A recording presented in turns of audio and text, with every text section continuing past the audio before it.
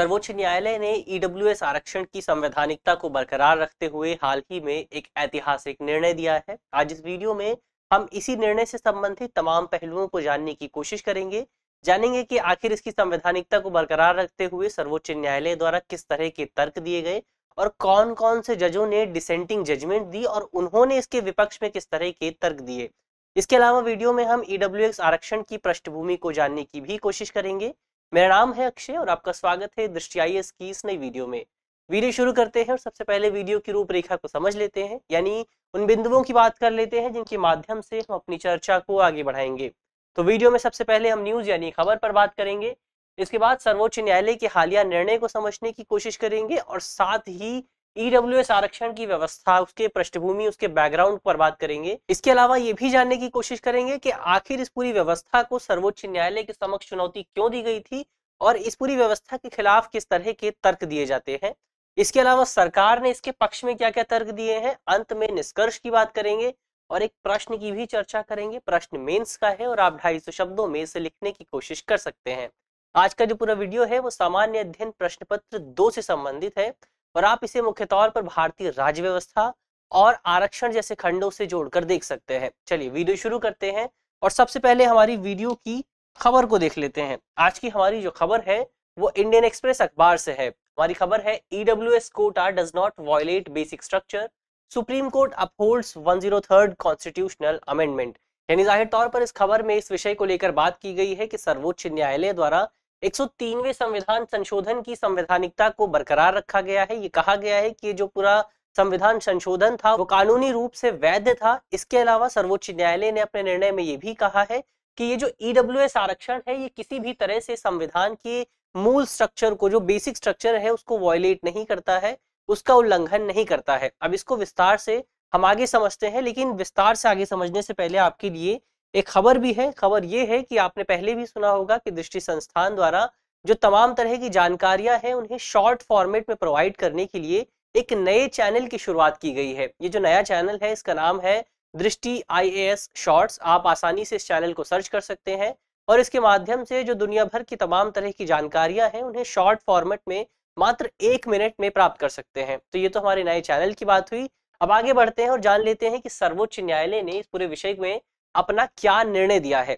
तो सर्वोच्च न्यायालय की संवैधानिक पीठ ने, कॉन्स्टिट्यूशनल बेंच यानी वो बेंच जिसमें 5 या 5 से ज्यादा जज होते हैं, तो सर्वोच्च न्यायालय की एक संविधान पीठ ने 3-2 के अनुपात से ये कहा है कि ये जो 103वां संविधान संशोधन था ये पूरी तरह से वैध था और इसकी वैधता को, इसकी संवैधानिकता को बरकरार रखा गया है। इसका क्या मतलब है?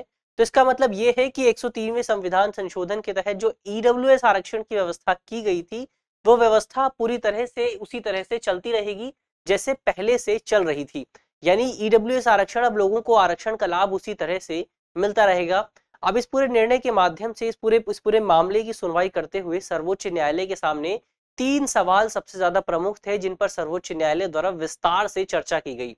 कौन कौन से थे वो 3 सवाल? तो इसमें सबसे पहला सवाल ये था कि ये जो आर्थिक आधार पर आरक्षण दिया जा रहा है, जो आर्थिक आधार पर आर्थिक इकोनॉमिक को बेस बनाकर जो आरक्षण दिया जा रहा है, क्या ये आरक्षण की व्यवस्था भारतीय संविधान के मूल ढांचे को, जो हमारा बेसिक स्ट्रक्चर है, उसका उल्लंघन करती है?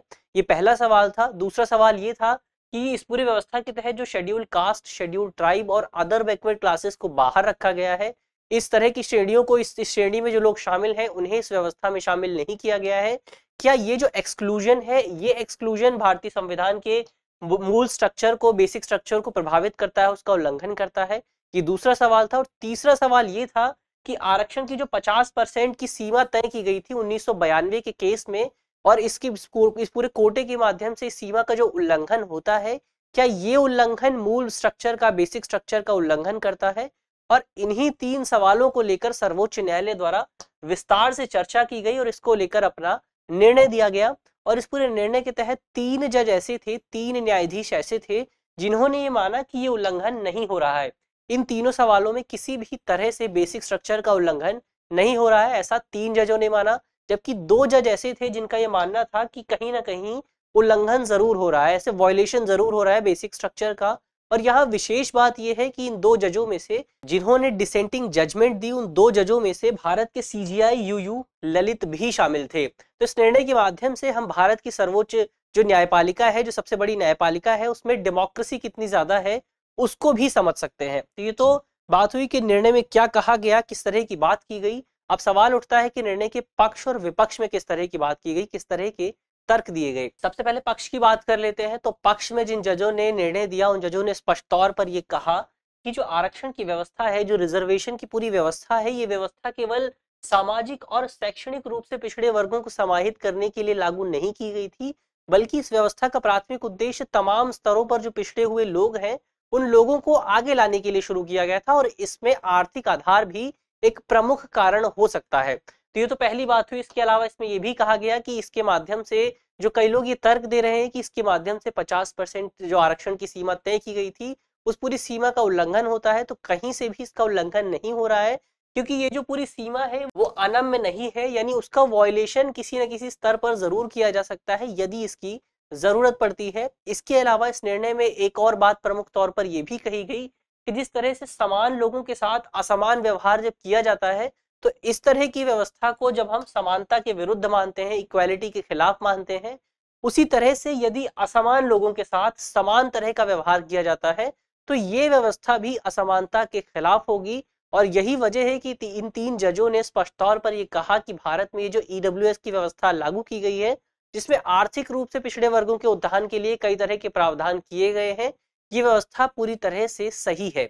इसके अलावा अब यहाँ सवाल उठता है कि जिन दो जजों ने डिसेंटिंग जजमेंट दी, उन्होंने अपने निर्णय में क्या कहा। तो उन्होंने विपक्ष में जो तर्क दिए, सबसे पहले उनके तर्कों को समझने से पहले हमें ये जान लेना जरूरी है कि उन जजों ने स्पष्ट तौर पर यह स्वीकार किया कि आर्थिक आधार पर जो आरक्षण दिया जा रहा है, वो आरक्षण किसी भी तरह से भारतीय संविधान के बेसिक स्ट्रक्चर का उल्लंघन नहीं करता है। यानी इन दो जजों ने यह स्पष्ट तौर पर स्वीकार किया है कि यदि आर्थिक आधार पर आरक्षण दिया भी जाता है, तो यह आरक्षण पूरी तरह से सही होगा।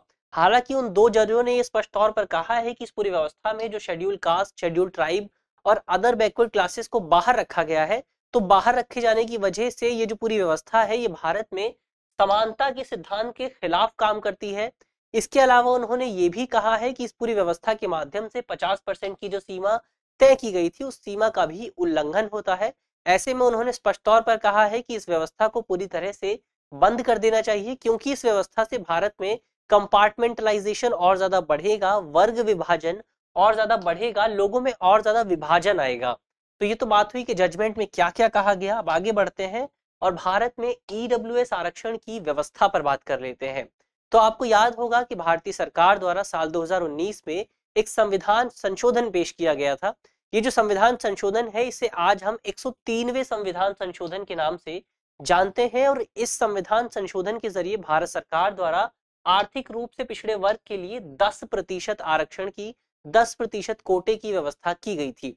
अभी किस तरह से की गई थी, तो इस पूरे संविधान संशोधन के माध्यम से भारत सरकार द्वारा भारतीय संविधान के 2 आर्टिकल्स में कुछ बदलाव किए गए थे। ये इसमें पहला आर्टिकल था आर्टिकल 15 और दूसरा आर्टिकल था आर्टिकल 16।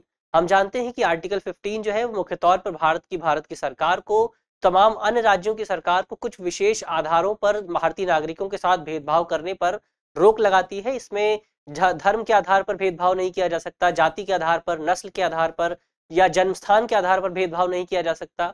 इसके अलावा जो अनुच्छेद 16 है, वो मुख्य तौर पर सार्वजनिक रोजगार में इक्वालिटी की गारंटी देता है, समानता की गारंटी देता है। तो इन दो अनुच्छेदों में 103वें संशोधन के माध्यम से, 103वें संविधान संशोधन के जरिए कुछ बदलाव किए गए थे। बदलाव ये थे कि इस पूरे व्यवस्था के जरिए भारतीय संविधान में 2 अनुच्छेद जोड़े गए थे। पहला अनुच्छेद था अनुच्छेद 15(6) और दूसरा अनुच्छेद था अनुच्छेद 16(6). इन दोनों अनुच्छेदों के माध्यम से सरकार द्वारा यह तय किया गया था कि सरकार यदि चाहे तो आर्थिक रूप से कमजोर वर्गों के लिए विशेष प्रावधान कर सकती है, कुछ स्पेशल प्रोविजन कर सकती है, और इन विशेष प्रावधानों में आरक्षण की व्यवस्था भी शामिल है। और ये विशेष प्रावधान जो होंगे, ये जो आरक्षण होगा, ये मुख्य तौर पर सरकारी नौकरियों और शिक्षण संस्थानों में लागू होगा, और इसके तहत मुख्य तौर पर उन संस्थानों को भी शामिल किया जाएगा जो निजी तौर पर काम कर रहे हैं। हालांकि यहाँ पर एक प्रावधान ये था कि इसके तहत जो भारतीय संविधान का अनुच्छेद 30(1) है, उस अनुच्छेद 30(1) के तहत जो माइनॉरिटी इंस्टीट्यूशंस है, जो अल्पसंख्यक संस्थान है, उन संस्थानों पर ये पूरा प्रावधान लागू नहीं होगा। इसके अलावा इसमें व्यवस्था ये भी थी कि आरक्षण की जो सीमा होगी, जो ऊपरी सीमा होगी, वो 10% से ज्यादा नहीं हो सकती है। और ये जो 10% की सीमा है, ये मौजूदा आरक्षण से अलग है, यानी जो मौजूदा समय में आरक्षण है उससे अलग 10% का आरक्षण दिया जाएगा। इसके अलावा इस पूरे आरक्षण की एक विशेषता ये भी थी कि इस पूरे आरक्षण के तहत उन लोगों को कवर नहीं किया गया था जो कि मुख्य तौर पर शेड्यूल्ड कास्ट, शेड्यूल्ड ट्राइब और अदर बैकवर्ड क्लास से संबंधित है और संबंधित आरक्षण को प्राप्त कर रहे हैं। अब यहाँ सवाल उठता है कि इस पूरी व्यवस्था के तहत कौन कौन से मापदंड हैं जिनके जरिए कोई व्यक्ति इस तरह का आरक्षण प्राप्त कर सकता है। तो इसमें सबसे पहला मापदंड यही है कि वो जो व्यक्ति है वो अनारक्षित वर्ग से संबंधित होना चाहिए, अनरिजर्व्ड कैटेगरी से संबंधित होना चाहिए। इसके अलावा उस व्यक्ति की वार्षिक पारिवारिक आय 8 लाख रुपए से कम होनी चाहिए। इसके अलावा कृषि भूमि 5 एकड़ से कम और आवासीय भूखंड, जो रेजिडेंशियल भूखंड है, वो 200 यार्ड से कम होना चाहिए। तो यदि कोई व्यक्ति इन 4 सीमाओं को पूरा करता है, इन 4 मापदंडों को पूरा करता है, तो वो व्यक्ति आसानी से 10% ईडब्ल्यूएस आरक्षण का लाभ प्राप्त कर सकता है। तो ये तो आरक्षण की व्यवस्था की बात हुई। अब यहाँ जैसे ही 2019 में इस आरक्षण की व्यवस्था को लागू किया गया, जैसे ही ये संविधान संशोधन लागू किया गया, उसके बाद सर्वोच्च न्यायालय के समक्ष तमाम तरह की याचिकाएं आई और उन याचिकाओं में इस तरह की मांग की गई कि सर्वोच्च न्यायालय द्वारा जल्द से जल्द इस तरह की व्यवस्था को असंवैधानिक, अनकॉन्स्टिट्यूशनल करार दे देना चाहिए। लेकिन अब यहाँ सवाल उठता है कि यदि ये व्यवस्था गरीब लोगों की सहायता के लिए लाई गई थी, तो आखिर लोगों को इस पूरी व्यवस्था से समस्या क्या हो सकती है। इसके पक्ष में लोगों ने किस तरह के तर्क दिए थे, उन तर्कों को समझने की बात करें तो इसमें सबसे पहला तर्क ये दिया गया था कि ये आरक्षण की जो व्यवस्था है, इस व्यवस्था को आर्थिक उत्थान के लिए नहीं लाया गया था। इस व्यवस्था का जो उद्देश्य है वो लोगों को सोशल रूप से अपलिफ्टमेंट करना है उनका, ना कि आर्थिक रूप से उनका उत्थान करना है। यानी यदि इस व्यवस्था को लागू किया जाता है तो इसके माध्यम से आरक्षण की जो पूरी व्यवस्था थी, उस व्यवस्था का जो कॉन्सेप्ट था, जो धारणा थी, वो पूरी तरह से बदल जाएगी। क्योंकि आरक्षण की व्यवस्था को मुख्य तौर पर सामाजिक स्तर पर रिप्रेजेंटेशन सुनिश्चित करने के लिए, जो पिछड़ा वर्ग है उनको उनका रिप्रेजेंटेशन सुनिश्चित करने के लिए लाया गया था। लेकिन यदि ईडब्ल्यूएस कोटे को लागू किया जाता है तो ये जो पूरी व्यवस्था है, ये व्यवस्था केवल एक सामाजिक, एक आर्थिक उत्थान कार्यक्रम बनकर रह जाएगी और इस व्यवस्था का कोई विशेष महत्व नहीं रह जाएगा। तो ये तो इसके विपक्ष में पहला तर्क था इस पूरे संविधान संशोधन के। इसके अलावा इस पूरे संविधान संशोधन के विपक्ष में ये भी कहा गया कि ये जो पूरी व्यवस्था है ईडब्ल्यूएस आरक्षण की, ये व्यवस्था समानता के सिद्धांत और मूल संरचना के सिद्धांत के भी खिलाफ है, क्योंकि इस पूरी व्यवस्था के तहत सामाजिक और शैक्षणिक रूप से पिछड़े वर्गों को बाहर रखा गया है और इसका लाभ जो है वो केवल तथाकथित सवर्ण वर्गों को, जो फॉरवर्ड वर्ग है, जो फॉरवर्ड क्लास है, उसी को ही मिल रहा है। जिसकी वजह से इस पूरी व्यवस्था के जरिए समानता और सामाजिक न्याय के सिद्धांत का उल्लंघन होता है। और जब सामाजिक न्याय के सिद्धांत का उल्लंघन होता है, समानता के सिद्धांत का उल्लंघन होता है, तो इसके जरिए स्पष्ट तौर पर संविधान के जो बेसिक स्ट्रक्चर का जो सिद्धांत है, उस सिद्धांत का भी उल्लंघन होता है। लेकिन अब यहाँ एक विशेष बात यह है कि भारतीय संविधान में कहीं भी बेसिक स्ट्रक्चर की कोई विशेष परिभाषा नहीं दी गई है। यानी इसकी परिभाषा जो है, कौन कौन सी चीजें बेसिक स्ट्रक्चर के अंदर आती है, ये परिभाषा मुख्य तौर पर सर्वोच्च न्यायालय द्वारा ही तय की जाती है। इसके अलावा इस संबंध में तीसरा तर्क ये दिया जाता है कि ये जो पूरी व्यवस्था है वो आरक्षण की 50% सीमा के खिलाफ काम करती है। ये 50% की सीमा क्या है? तो आपको याद होगा कि सर्वोच्च न्यायालय में साल 1992 में एक विशेष मामला देखने को मिला था। इस विशेष मामले को मौजूदा समय में हम इंदिरा साहनी और अन्य बनाम भारत संघ मामले के नाम से जानते हैं। इस पूरे मामले में सर्वोच्च न्यायालय द्वारा अदर बैकवर्ड क्लासेस यानी ओबीसी वर्ग के लिए जो आरक्षण की व्यवस्था की गई थी, उस व्यवस्था की संवैधानिकता को बरकरार रखा गया था। इस पूरे निर्णय में सर्वोच्च न्यायालय ने एक और निर्णय दिया था। यह निर्णय ये था कि भारत में कहीं भी आरक्षण की जो सीमा है वो 50% से ज्यादा नहीं होगी। यानी आरक्षण की सीमा को तय कर दिया गया था सर्वोच्च न्यायालय द्वारा साल 1992 में। मौजूदा समय में बात करें तो मौजूदा समय में शेड्यूल कास्ट को 15% आरक्षण, शेड्यूल ट्राइब को 7.5% आरक्षण और अदर बैकवर्ड क्लासेस ओबीसी वर्ग को 27% आरक्षण दिया जाता है। और यदि आप इसको जोड़ेंगे तो ये समग्र तौर पर 49.5% हो जाता है। ऐसे में यदि आप इकोनॉमिकली बैकवर्ड सेक्शन को भी आरक्षण देते हैं जो कि 10% है, और यदि ये आरक्षण दिया जाता है तो ये जो पूरी सीमा है, ये जो पूरा टोटल आरक्षण हो जाएगा वो 59.5% के आसपास हो जाएगा, जो कि जाहिर तौर पर सर्वोच्च न्यायालय द्वारा 1992 में जो निर्णय दिया गया था, जो सीमा निर्धारित की गई थी, उस सीमा का उल्लंघन होगा। स्पष्ट तौर पर सर्वोच्च न्यायालय के निर्णय के खिलाफ होगा। तो इस तरह के कुछ तर्क दिए गए थे सर्वोच्च न्यायालय के सामने कि क्यों सर्वोच्च न्यायालय को इस पूरे संविधान संशोधन की संवैधानिकता को खारिज कर देना चाहिए, इस पूरे संविधान संशोधन को खत्म कर देना चाहिए। लेकिन अब इस पूरे विवाद में सरकार ने क्या पक्ष दिए थे, सरकार के पक्षों की बात करें, सरकार ने क्या कहा था।